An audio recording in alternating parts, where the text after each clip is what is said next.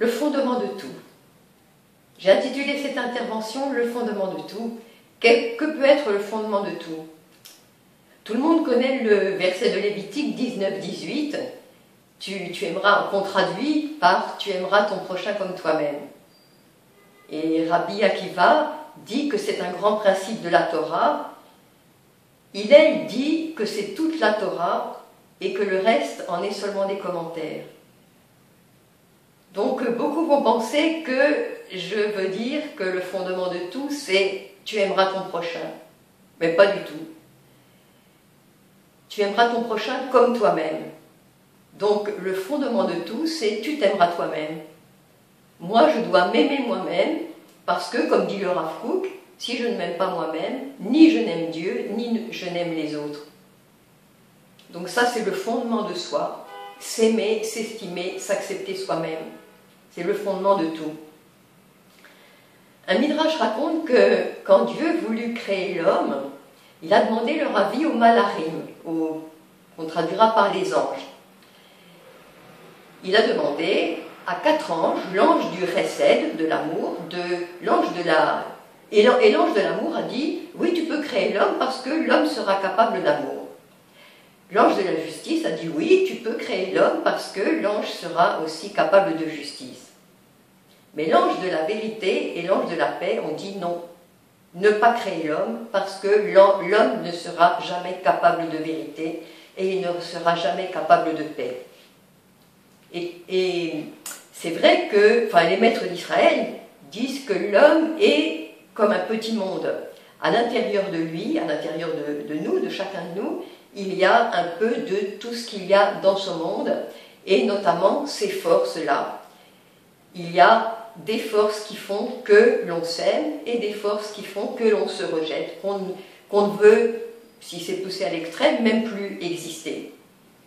Et ces forces qui veulent que j'existe me donnent des aspirations, des hautes aspirations, des choses à réaliser dans ma vie, et il y a aussi ces forces finalement négatives, et qui font que quand je ne corresponds pas, je ne remplis pas mes aspirations, je n'y corresponds pas, je ne suis pas satisfait de moi, et voilà, je me sous-estime, et si donc c'est poussé à l'extrême, certains ne veulent même plus exister. Mais ces forces en fait sont à l'intérieur de nous.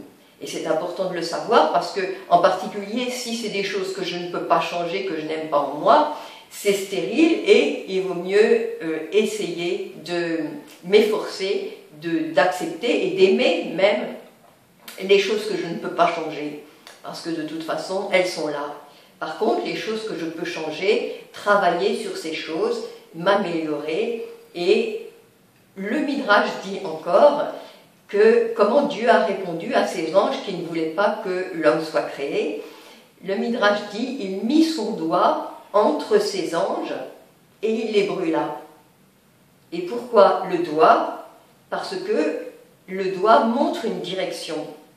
Et ça c'est fondamental, que Dieu ne nous regarde pas, ne me regarde pas, ne vous regarde pas de façon statique. Voilà, tu as fait ça, là tu as échoué, là tu n'as pas été capable de ça. Il nous regarde dans une direction, il regarde une progression, il regarde notre avenir et que j'avance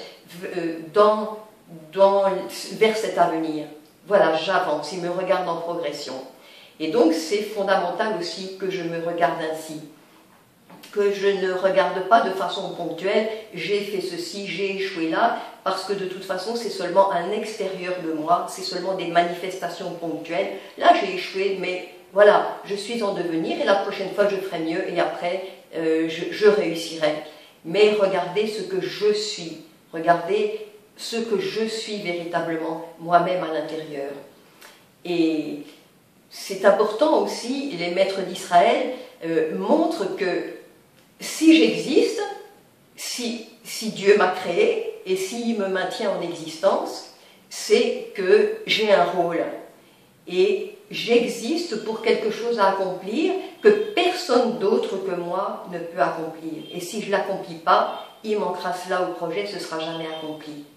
Et j'ai trouvé très beau aussi que les maîtres disent, quand j'étudie la Torah, par ma compréhension, j'apporte une compréhension de la Torah que personne d'autre ne peut avoir, simplement parce que c'est moi.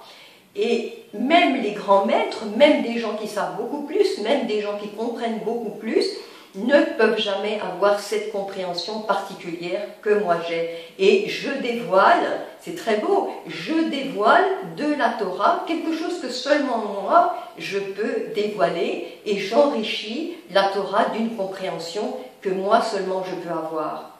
Et donc c'est vrai que si on se regarde comme ça, et les maîtres disent aussi, regardez tout le monde comme s'il avait été créé pour moi, parce que moi je dois y apporter quelque chose d'unique, et regardez ce monde, regardez que moi je suis responsable finalement de ce monde, parce que je suis responsable de ce que je dois apporter. Et c'est très important de réfléchir à ça. Si j'existe, c'est que j'ai un rôle, sinon Dieu ne m'aurait pas créé et il ne me maintiendrait pas en existence.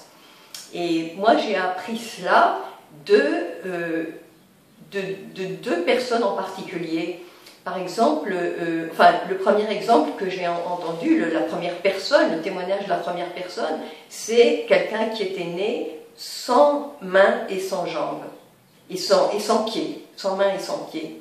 Et la personne déjà née sans main, c'est très très difficile, et souvent ils font les choses avec leur bouche ou avec leurs pieds, mais la personne née sans main et sans pieds.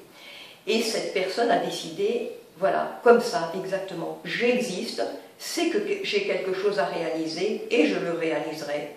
Et cette personne a fait preuve d'un courage, d'une volonté, et a développé des capacités aussi pour s'en sortir dans la vie, et a créé une œuvre de recette, d'aide aux autres, d'aide aux handicapés, et finalement a apporté dans la création cette organisation extraordinaire d'aide à des personnes qui souffrent, d'aide à des personnes qui sont limitées, et son propre handicap est devenu sa richesse. C'est son propre handicap qui l'a fait rentrer, qui n'est plus du coup un handicap, et l'a fait rentrer dans toute sa mission et dans toute cette œuvre finalement positive pour d'autres qui souffrent. Et la deuxième personne que j'ai entendue, qui m'a aussi beaucoup impressionnée, c'est une femme qui était mariée avec des enfants, et je ne sais pas comment elle s'est retrouvée sur les rails d'un train quand le train est passé, et elle a eu les jambes coupées.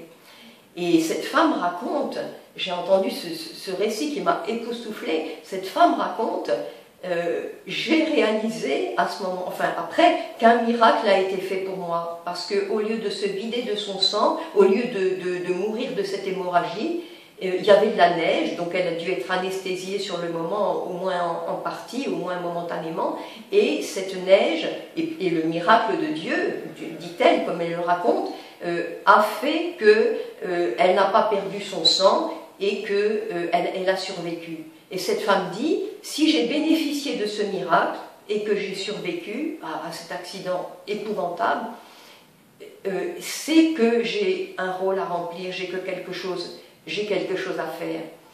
Et donc cette femme, j'ai vu un dynamisme, une force, est rayonnante, et vraiment un exemple, s'occupe de sa maison, s'occupe de ses enfants, et elle fait du sport à un haut niveau de compétition, et a remporté des championnats le vélo qu'on actionne avec les mains, avec les bras, voilà.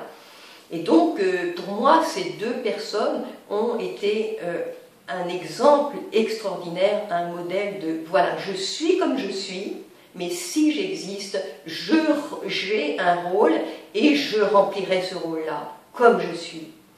Et c'est extraordinaire, c'est vraiment des modèles, parce que comme ça, chacun de nous aussi peut accepter, voilà, je suis comme je suis, avec mes limites, mais aussi avec toutes mes aptitudes et avec cette mission que personne d'autre n'a, qui est la mienne, que personne d'autre ne peut remplir. J'ai beaucoup aimé une phrase du rabbi aussi, qu'il disait à un père qui était avec son fils, qui regardait un match, et quand leur équipe a commencé à être battue, ils sont partis. Et le rabbi disait, mais dans la vie, si on veut réussir, il faut être engagé sur le terrain. Parce que si on est seulement spectateur, voilà, quand on a des échecs, on s'en va. Et c'est pas comme ça qu'on réussit sa vie. Il faut se fixer des objectifs, se jeter dans la bataille, s'impliquer dans le jeu et être acteur et jamais spectateur. Et c'est comme ça que nos vies avancent. J'aime beaucoup aussi l'image je suis comme une locomotive qui traîne le train de tout ce que je suis, qui entraîne le train de tout ce que je suis. Et je suis sur mes rails, sur les rails de ma vie, sur les rails de mon projet, et j'avance sur mes rails. Et ça, c'est magnifique parce que chacun des autres est sur les rails de sa vie, avec son projet, avec ses réussites. Et comme moi, je suis sur mes rails, personne ne me dérange finalement, parce que chacun est sur les siens, avance sur les siens, et on se complète, et chacun peut se réjouir. Plus personne n'envie personne. Tout le monde se réjouit de tout le succès qu'a chacun des autres et de l'avancée qu'il a sur ses rails, parce que de toute façon, il est sur les siens.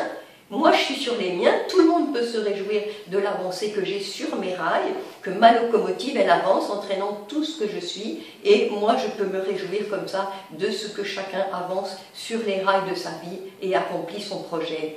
Et donc, avoir de moi comme ça, des pensées qui sont positives, voir mes capacités, avoir conscience, comme je disais, de mes difficultés, travailler sur mes difficultés pour combler mes manques et travailler sur mes faiblesses, etc. Mais avoir conscience de mes capacités, voire même écrire les réussites que j'ai eues dans ma vie, les encouragements que j'ai pu recevoir, les choses que j'ai accomplies, les écrire, que ce soit vraiment quelque chose de concret, et les remémorer, ne pas laisser passer ça. Souvent, on retient de sa vie les choses négatives qui nous sont arrivées, les échecs ou les choses négatives qu'on nous dit dans le présent ou qu'on nous a dites. Mais non, se souvenir des choses qui sont positives, les écrire, en avoir conscience et de tous les encouragements aussi qu'on a reçus et entretenir ses pensées avec des choses qui m'encouragent, avec des choses qui m'élèvent. Et surtout avec cet objectif que je me suis fixé dans le plan de Dieu pour ma vie, c'est ça. J'aime les maîtres d'Israël qui disent que le chacham, le sage, celui qui est intelligent pour sa vie, celui qui est sage, Aroé et Tanolad, il voit ce qui naît et il voit ce qui commence dans sa vie et il regarde, voilà, ça c'est la direction, c'est le projet, ça commence à naître, mais c'est en direction des projets. Je me réjouis de ce qui naît aujourd'hui et je me réjouis de l'avenir vers lequel je trace moi-même mon avenir finalement.